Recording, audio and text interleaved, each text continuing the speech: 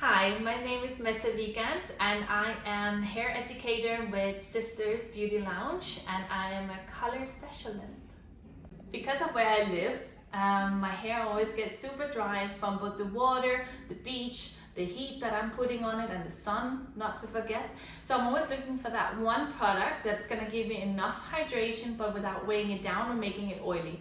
So my Nashi Hydrating Mist actually goes in and gives me that hydration with 100% of certified organic argan oil, but it doesn't weigh my hair down. So as you can see as well, it's not a yellow product. It's not gonna make my hair yellow. I know you blonde girls will ask for that.